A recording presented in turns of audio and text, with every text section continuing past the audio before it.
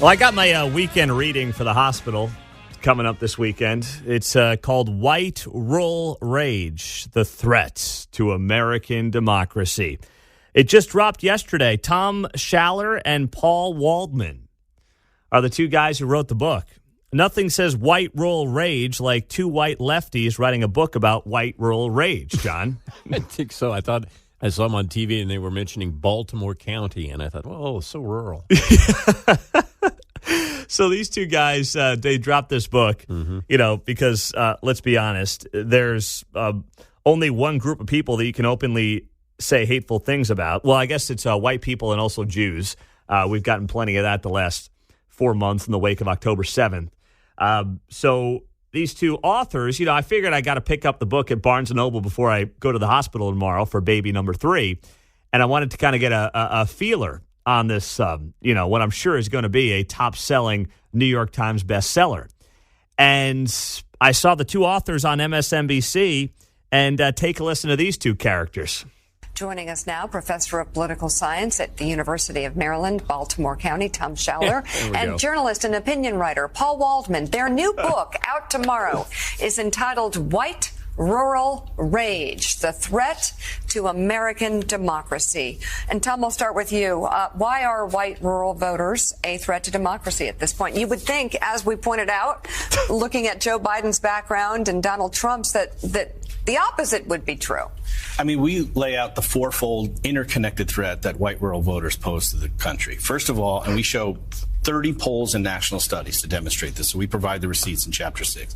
They're the most racist, xenophobic, anti-immigrant, and anti-gay geodemographic group in the country. Second, they're the most conspiracist group. QAnon support and subscribers, election denialism, COVID denialism and scientific skepticism, Obama birtherism. Third, anti-democratic sentiments.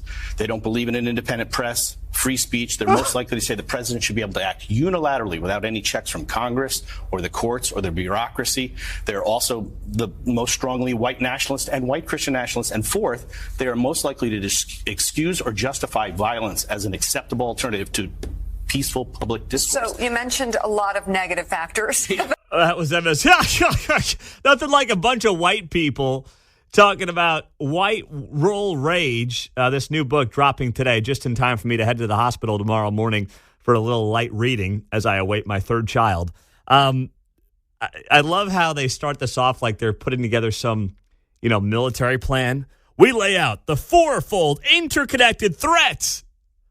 The fourfold interconnected threat that the white rural voter poses to the country. Yeah, we got him, John. 30 polls, yeah, Pete, 30. And they kept the receipts. Chapter 6. Polls. I can't wait to get to Chapter 6. Kate's going to be mid-labor. The doctor's going to be like, Dad, come on in. Nope, I'm just getting to Chapter 6. That's where the receipts are in white rural rage. Can't make it. I'll see the kid in a few minutes. Oh, my goodness. So much to unpack there. Conspiracy theorists, election denying. I remember a day when Hillary Clinton, and she still does this, scream about 2016 election denying. Stacey Abrams, she still thinks she's the governor of Georgia from, 2018. I mean, the list goes on and on and on. And what are we talking about with COVID? Are we talking about, what Dr. Phil wisely noted earlier this week when he goes on The View and actually gives facts on COVID policy to the ladies on The View? And the same agencies that knew that are the agencies that shut down the schools for 2 years.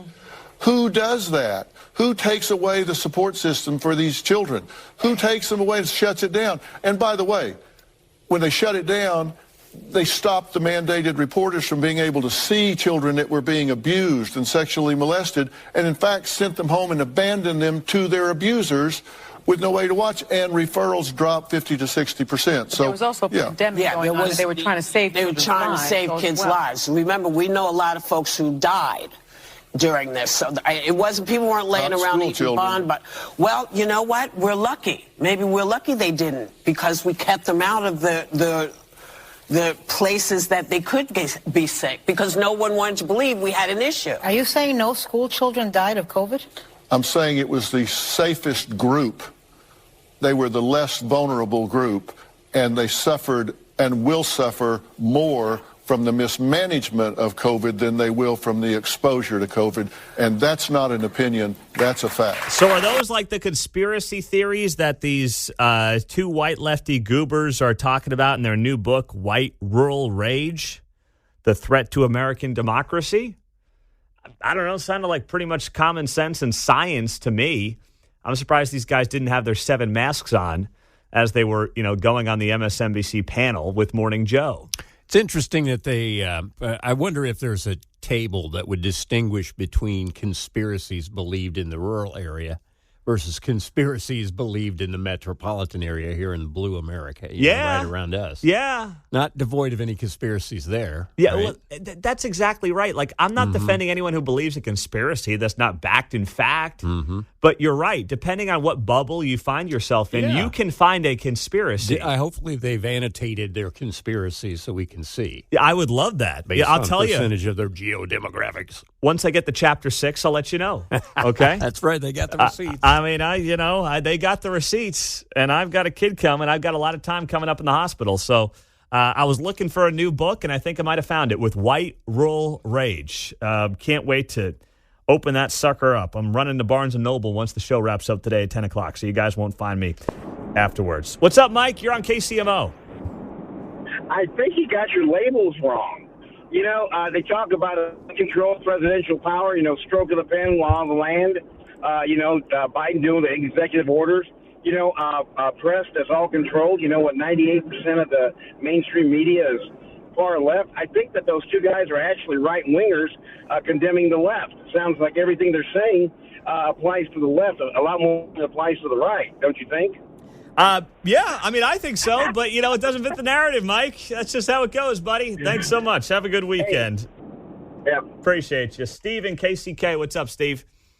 Hey, I just want to let you know I've encountered conspiracy theorists before. My favorite is the ones that tell me that the moon landing didn't exist, but my response to them is, oh, you're one of those folks that believes in the moon.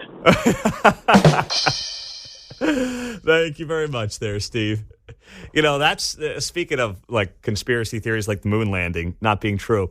Why you would take one of the great American achievements off the table, like the moon landing, I don't understand. Like I will listen to almost anything within reason.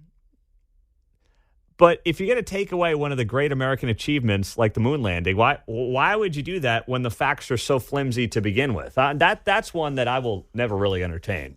Yeah, these are the same people that don't believe in the moon landing, but got the whole set of Star Wars. Right? Yeah. All 9 DVDs. That's right. There's something wrong with them.